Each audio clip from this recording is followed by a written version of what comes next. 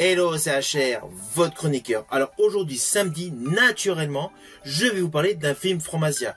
Au vu de ma tenue, vous savez, je fais toujours une référence vestimentaire à ce que je vous présente. De ce fait, je vais vous parler d'un film épique.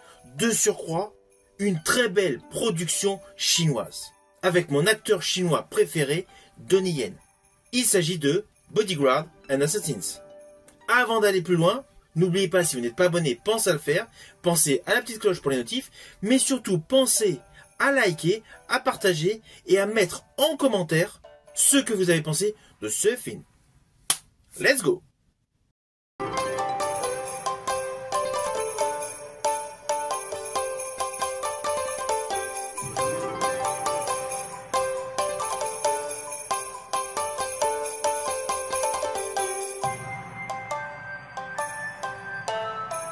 Alors ce film, Bodyguard and Assassins, est un film à voir absolument pour tous les aficionados de wuxia, de Wing Chun et d'historique. Car sous couvert d'action movie baignant dans le wuxia, ce film est un film historique. À de nombreuses reprises, vous allez avoir le parallèle des acteurs avec les personnages historiques, avec malheureusement leur date de mort. Ainsi, du début jusqu'à la fin, ce film baigne totalement dans l'émotion. Pourquoi? Tout simplement parce qu'il est question de politique, de rudesse de la vie, de révolution, de régime contraignant. Forcément, il y a des combats, mais implicitement, il y a beaucoup d'émotions. Et d'ailleurs, je reviendrai sur certains plans séquences qui m'ont particulièrement touché, naturellement, sur le côté émotionnel. Mais tout d'abord, voici le pitch.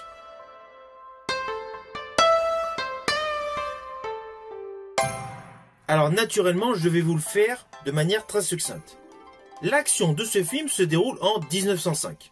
Après un rappel historique en scène de préambule, le thème du film se porte sur l'arrivée de Sun Yat-sen, chef incontesté de la Révolution, qui vient faire une escale dans la péninsule sous très haute surveillance, protégé par 8 gardes du corps.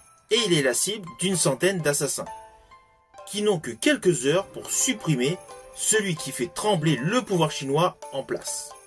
Dans ce climat paranoïaque intense, chaque citoyen devient potentiellement un danger.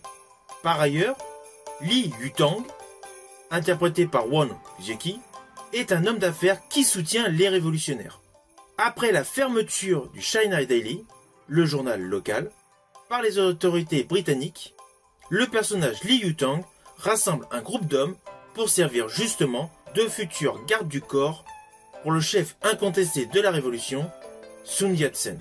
Alors ne vous inquiétez pas, vous me connaissez, je n'irai pas plus loin sur les lignes scénaristiques, car bien naturellement, sur un film de plus de 2 heures, un film avec un côté historique, un pan de l'histoire chinoise assez dramatique, il y a beaucoup de personnages qui sont présentés.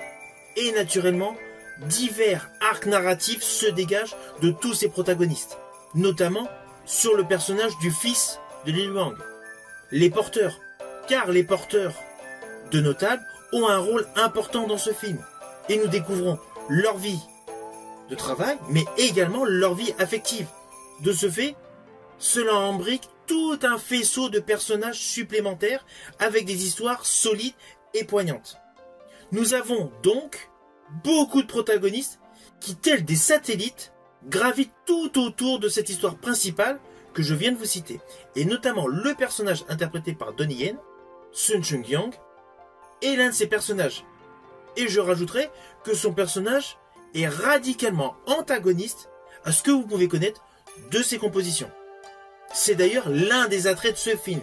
Alors on va pas se mentir, on ne peut pas dire que Donnie Yen est le premier rôle de ce film. En fait, dans ce film, il y a véritablement 5 acteurs prépondérants et 5 acteurs de talent. Nous avons Nicolas Tse, qui avait joué 2 ans auparavant en 2006 aux côtés de Donnie Yen dans Dragon Tiger Gate, où d'ailleurs prochainement vous verrez une vidéo sur ma chaîne YouTube. Mais là, la composition de Nicolas Tse est beaucoup plus sombre, beaucoup plus rude. Elle est plus dans l'esprit en termes d'émotion que son jeu d'acteur dans le film Shaolin de 2011. Alors pour la petite histoire, il avait retrouvé l'acteur Donnie Yen en 2021 pour le super polar Raging Fire où j'ai également effectué une vidéo. À ses côtés, il y a Léon Lay. Léon Lay, donc, qui a un rôle important dans ce film, qui est, outre le fait d'être un acteur, est également chanteur de cantopop. Son personnage est tout en finesse et tout en tristesse. Il interprète Liu Yubei. À ses côtés, nous avons l'acteur Wang Zieki. Nous avons également Tony Leung Ka-fai, qui a une très belle carrière. Dans ce film, c'est le responsable en chef du China Daily.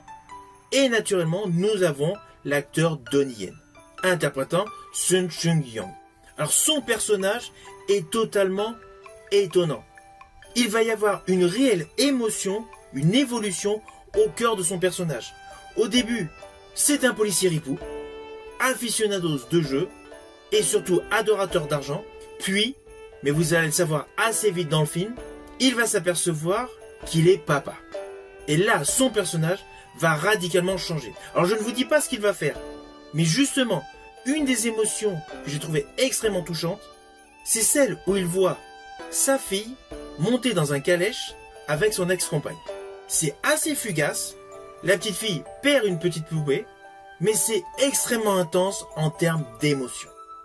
Et justement, la prestation de Donnie Yen est tout en finesse pour ce plan séquence. Alors cela n'empêche pas, naturellement vous vous doutez, dans ce film également, il va effectuer de nombreuses postures Wing Chun Kung Fu, c'est évident. Selon moi, les plus belles scènes de combat, ce sont celles où il intervient. Mais cela n'empêche pas qu'il y a beaucoup de scènes de combat extrêmement réussies. Je pense notamment à un certain personnage avec un éventail au pied d'un escalier. Il y a toute une fluidité, une dextérité dans les mouvements, c'est fou. C'est extrêmement fou. Rien que ce plan séquence avec ce personnage vaut le coup d'œil pour découvrir ce film. Film qui est largement émaillé de scènes de combat. Car vous vous doutez, le chef révolutionnaire arrive dans un quartier où beaucoup d'assassins veulent le tuer. Donc forcément, cela implique des stratèges, des twists scénaristiques, ok, mais beaucoup de scènes de combat, des postures différentes. Car outre le fait du côté Wing Chun, du côté Kung Fu, il y a toute l'ambiance wuxia. Tous les objets que vous allez avoir tout autour des personnages du convoi servent de moyens de défense ou d'attaque. Dans ce film, vous allez découvrir un monsieur assez grand, il est très grand par rapport aux autres. Celui-ci ne fait pas de Wing Chun, celui-ci ne fait pas de Kung Fu. Mais toutes ces postures de combat sont stupéfiantes et il met en exergue sa force surhumaine par rapport aux autres. Principalement avec du bambou. Tout comme une jeune femme, vive comme l'éclair, sa dextérité sur les murs, sur les montants, est incroyable. C'est une autre pratique, c'est une autre technique, et cela apporte au film une plus-value. Ainsi, Teddy Chan, le réalisateur, a composé sur plusieurs styles, plusieurs variations des arts martiaux.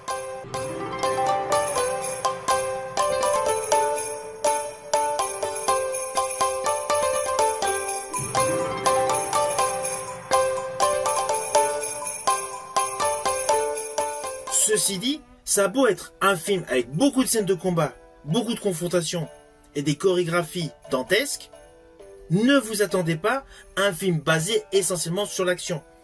Le film est avant tout la fin de la dynastie Qing et la protection d'un révolutionnaire par un quartier.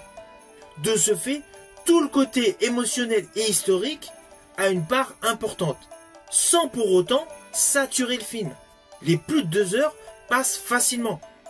Je rajouterais même qu'à la fin du film, je me suis dit « Ah, c'est déjà terminé ». La réalisation de Teddy Chan est justement bien maîtrisée. Alors oui, il y a un côté qui fait film hollywoodien à la sauce Hong Kong. Le côté spectacle, le côté légère petite modification de certains faits historiques afin d'ajuster un beau spectacle. Mais cela n'empêche pas que ce film Bodyguard and Assassins est un très beau film Wuxia World. Et comme dans tous les films, il y a certaines petites incohérences visuelles. Je pense notamment, il y a un individu donc, qui est dans un chariot qui se fait passer pour un autre. Le chariot donc n'a plus de porteur, il descend les escaliers.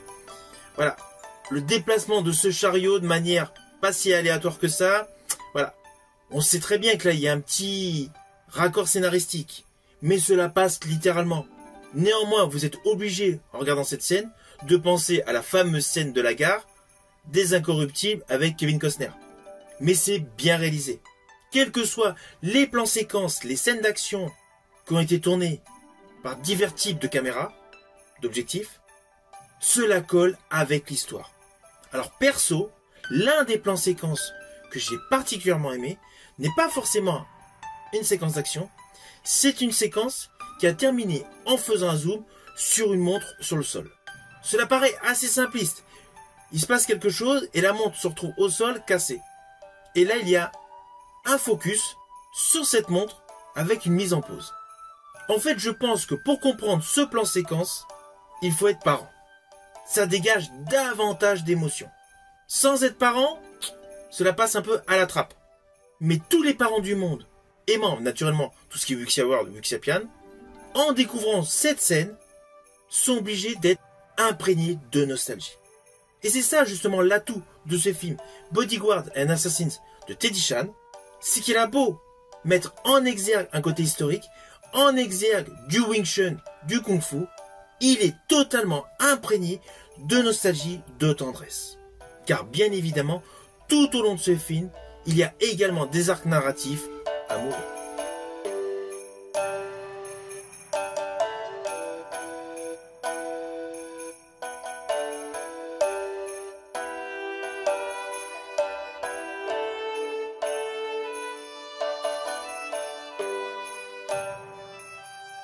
Alors au final, naturellement, c'est un film que je vous invite à découvrir.